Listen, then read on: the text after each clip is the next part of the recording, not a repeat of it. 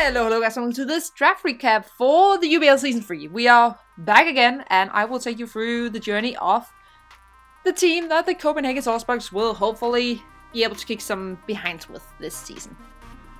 That's the goal. Don't know what it'll happen. What it'll happen? That it'll happen. So, you know, we were 16 coaches. I had 5th pick overall, and it was snake order, so you know it goes all the way up, from up to down, and then up again. And it was a bit different because it's kind of like a point system. This time, instead of being like tiers, you can see we have 11 rounds.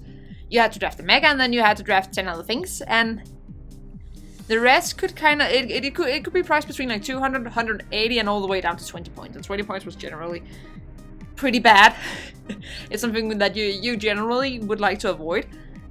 But you know, we should just jump into it. I will try and keep it nice and short and sweet, because I don't want to ramble for 20 to 30 minutes, so we just jump into it. First pick is Mega Diancie, because I wanted to try to use something new, and Diancie's just like, it's just really good. Like, you have a nice speed, great stabs, because, you know, what resists fairy other than steel? You know, fire does. And does Arcanine want to switch it to Diancie? Haha, no, which is great, because we don't like Arcanine, because our second pick is Katana, who's joining us again from Season 2, because I really liked it, especially towards the end of the season. I really began appreciating it, because it's so good, and it forces so much prep, and if you like get it set in the right situation, that thing is going to steamroll. So yeah, it's great, and I'm excited to try it again. I was torn between two. I was torn between Katana and Victini, because, you know, Victini really friends the steel types that, you know, Diancie doesn't really take, where Katana doesn't really do that. Like, we get Sacred Sword, but it's not really that good. I mean, it is if it's shipped down, but never mind, we don't directly threaten them. But Victini got taken, so the choice went away, and we picked up Katana. I'm pretty happy with it. For the third turn, I was beginning to look into what I wanted to do, like, with the rest of the draft, like, in regards to speeds, and especially electric types. And at this point, like, originally I looked at Jolteon, because, you know, Jolteon's nice, it has 30 base speed, and it can get quick flame up, so you can get faster.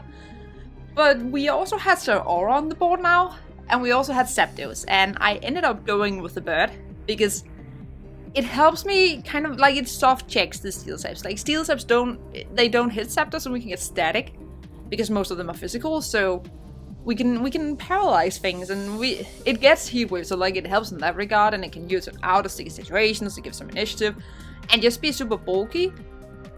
And it can also be offensive, because it still hits pretty hard even without any investment, and if you then invest in it, like, things will be dropping. For the fourth pick, I was a bit torn between. No, I wasn't torn between. I was torn because I was debating with the speed tiers, because I was looking at what was left of faster things, like over 115, and I didn't really like the options that were left. So I was a bit torn, because it was this one Pokemon that it was only 115, but it also got priority, and it was a typing that I still didn't have like any of, and it is Psych at 10%. And the good thing about this thing is that it does directly threaten offensively the steel types, which Katana and Diancie don't really do. Like, they can take them on the switching, but they don't, like, directly threaten them, which Psyguard does. And this thing, because you have 1,000 arrows, you can hit everything, so we kind of threaten a lot of things. And this is actually one of my C move uses, so C Outrage or something. Ground MC, Rock MC, whatever else it gets C, and it can just, you know, set up extreme speed and do all the fun shenanigans. So for the fifth pick, I was looking at getting a dark type, because I'm super bad at drafting dark types. And there was this one Pokemon that's been super dominating in VGC ever since it got its hidden ability, and that is Incineroar. And I really wanted to try it in singles, and now I got it. So we got Intimidate, we got U-turn, we got like great offenses, we get pretty nice defenses, and it's just, I'm excited to use it. And we also get something that's a bit slow, so, you know, not that the team is super fast, but like otherwise, like, we only had like Zapdos at 100, so now we have Incineroar at 60. I will already say that, yeah, you know, speed tiers will be a funny thing in this draft. So here I was I was trying to plan out the rest of the draft. And I had like Silvally on my plan, I had Mesprit, I also had Piloswine, but I ended up giving Piloswine away because my sister Koshi is also in this league, and he kind of needed Piloswine more than I did. So instead, I went with Donphan, because like if I got Mesprit and if I got Savalian, if I got these other things, then like it would be super fine and would have a great team and I could still afford it. So I picked this thing up because it is a rocker other than Diancie, which is pretty great. It's a defocker other than, you know, Katana and Zapdos, which especially frees up Zapdos a lot. And it's reliable in what it does, and compared to Zygarde, this thing can actually take hits. Because, you know, Zygarde, you don't want to switch it into anything. Donphan can switch in on things, and it can take hits, and it can just damage back still, and it can just be super reliable for the team. And now, things began to go very wrong. Very quickly. Savali got sniped from me in round 6, on the way back to me. And that was a bummer, because I will be honest, it is my favorite Pokemon in Draft League. And I was sad, but it wasn't detrimental to the team. But I had my eyes on Mesprit, and Mesprit got taken 2 picks before me. And there was apparently also like 2 or 3 people after me that also wanted Mesprit, so Mesprit was just like the most popular Pokemon that round. And that was pretty bad, because I panicked kind of and grabbed Uxie instead. And you know, they kind of do the same, except they don't, because Uxie is faster and fatter and don't hit particularly hard. Whereas Uxie, or like Mesprit, is kind of like, it has 105 and everything. It's like speed and HP. So it was kind of... and Mesprit was cheaper than Uxie. And that was kind of where the problem began. Because I had spent pretty nice amount of my 1,000 points on everything that I had drafted this far. Like you can see, and my taste has been pretty expensive to this part. So getting Uxie instead was kind of a bummer. I will not lie. And then, like, again, I tried to kind of plan, and then I got this great idea suddenly, because Vaporeon and Druddigon were still on the board, and we had Hitmontop top and such. So it's like, okay, I can plan ahead to drop Uxie, because I wasn't happy with it, because it became too expensive for the team. So, okay, like, I was like, okay, I can draft, I can, like, plan my draft around these, and I can draft, like, what's it called? I can draft, like, these things that I need, like, either like Vaporeon and either Druddigon or Hitmontop, like depending on what was needed and what wouldn't be taken, like all of that. And then I could drop Uxie and I could pick up the thing that I didn't get in the draft, and it would be super great. And that plan just went to straight to hell within 4 picks. So all 3 of them got taken within 4 picks, and I was very sad. And it was back to the drawing board to the plan that I originally had. And there was one Pokemon it was on all of my plans. And that was actually Vileplume, which might seem a bit iffy, but for 40 points, this is a grass poison type, so Toxic Spikes just got eliminated a bit.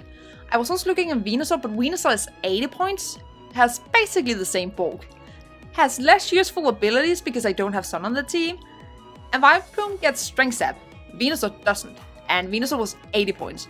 So it's like, for 40 points, this Pokemon is actually pretty good. And it gives me something that can actually take Fairy-type hits other than Katana. Because, personal experience, Katana doesn't really take special Fairy-type hits. So that's not really... It's not really what we want. So I snagged this thing. Then I began like looking at Water type. Because, you know, bulky Water types are pretty damn great. I don't have a lot of points. I need to get 3 Pokemon still. What did I have left? And I was looking at Empoleon, because Empoleon was still there. It was pretty expensive, so like the last 2 picks that I had to take, they had to be pretty damn low, but like it would be a rock and would be a defocker. But my problem with it was that I have Diancie and I have, what's it called, Incineroar that are already weak to ground, and that I see being brought a lot. And I only have Zapdos and Uxie for immunities, and I have no resistances. So I didn't really want a Water type that shared a weakness with both Diancie and Incineroar. Actually, there's 2 with Incineroar because it's also weak to fighting. So I was kind of like, okay, what else do I have? And it resulted in basically only like the best choice was actually Jellicent, which is not bad. It's a spin block, and it's a bulky Water type. It also gets nice covers. Like it gets like Giga Drain, it gets like Dazzling Gleam, it can Will-O-Wisp, it can Taunt, and the best thing about it is the fact that, you know, it can sustain itself, it can recover. So it can be pretty good, and it can stay alive, and for 60 points, that's actually pretty good. That's more than you can say about a lot of other 60-point things. So now we get into the last 2 rounds. I could conclude here because I wanted a fighting type, but everyone else did have a fighting type already. So I decided that, you know, I can wait with that to the last round. I don't need to do that right now. I have 120 points still, and, you know, kind of looking around. And I was looking at getting a bulky normal type. And, you know, there is a lot of normal types in the lower tiers. But I ended up going with Kangaskhan for 40 points. Because this thing, like, it has decent bulk. And it also has, like, decent offense. You can see I have a problem with speed tiers a bit. And that was because I was originally looking at Persimmon, and Persimmon got sniped. I actually think it got sniped like round 9 or something. Like, I was quite sad again. It was just like, honestly, this draft was just sadness. It got sniped again, and like, Kangaskhan doesn't fix it. But at this point, like, I had to either prioritize getting team synergy or fixing speed tiers, and I went with team synergy because I think, like, at the end of the day, that will mean more. It doesn't mean that things like base 80s, they can currently run adamant against me and do whatever they want, which is pretty bad because Mammoth Swine is the thing. But we will deal with that when we get that. But Kangaskhan is nice because, again, as I said, decent bulk, okay attack, gives me wish support, gives me great coverage, like and again, like, only weak to fighting, can stop ghost types, so no ghost type spam. I'm pretty sure that Yuxi will appreciate that. So yeah, that's basically it. And then for the fighting type, there was a decent amount of tier 40, but they were pretty bad. And I did have a bit of a weakness to ice that I wasn't super happy with, like Jellicent takes it, and Incineroar takes it. But I wanted something else, because it is quite spammable. So I wanted something that was fat, and that could also still hit hard, and I ended up going with Hariyama, which actually did leave him with 20 points. Which I will always say comes in pretty clutch. But I went with Hariyama because, again, it gets fake fat. So, like, Ice type suddenly resisted. That's very nice. Fire type also does less now, which not as detrimental, but still nice since we have a 4x weakness to Katana. And look at that Fairy Dragon Steel Claw. Pretty offensive. We'll have a 4x weakness. They're all different. That's nice. Have fun picking your hidden power or your hidden powers now. But yeah, it helps with that. And, you know, it's low. Pretty bulky. Gets great coverage. Can be fat, can be offensive, can be flame of guts, or can be AV. Like, it can do some different things. And I think, like, generally for what I had left, that was the best option. Now, transactions opened a bit after this. And there was a thing that got dropped because I wasn't happy fully with what I got. I was a bit like... I wasn't too happy, but there was a water type that dropped. While it was definitely a bit expensive, it would also benefit the team a lot more than Jellicent did. So I will say that Yuxi, Jellicent, and Kangaskhan, they are dropped from week 2 onwards. And instead, I have picked up Suicune. It was supposed to get up. That was supposed to be an image of what I have instead. You just have to listen now, because instead I will have Suicune, Lantern, and Metang, actually, because Metang comes from the tier 20 category. It is another rock other than Dunfin, because yeah, Dunfin is super reliable, but I don't want to force it to always have it. And Metang has a week or two where it actually has a nice matchups, and for a tier 20 Pokemon, that's pretty good. Lantern helps with some weaknesses, because I was looking through the teams, because at this point, like, the matchup had been released. Like, what do I have trouble dealing with? And Lantern was somehow the answer to everything. So I picked it up. It's another water type, it's another electric type. I don't have an electric. Yeah, I do have an electric type. It doesn't share weaknesses with Zapdos though, so that makes it a bit easier. And then, like, Suicune, it's just super bulky, and you really have to prepare for it. And if it gets, you know, set up first, then the steamrolls, and yeah, it's very known for substitute and leftovers and rest core mine, but it can also do other things. Like, I think it will be a pretty good fit for the team. I think it will be better than Jellicent in that regard. So that will be the team. Hopefully we can do some work. I am hoping for it.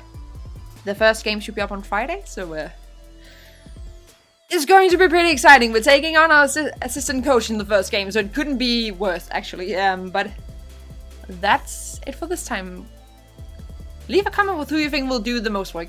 I'm going to say Diancie, because Diancie is broken, so I don't think it's work. But I also think we'll see Katana, and we'll also see, I think we can see Hariyama do some work, because those are pretty good. Actually, I think we can see most things do work.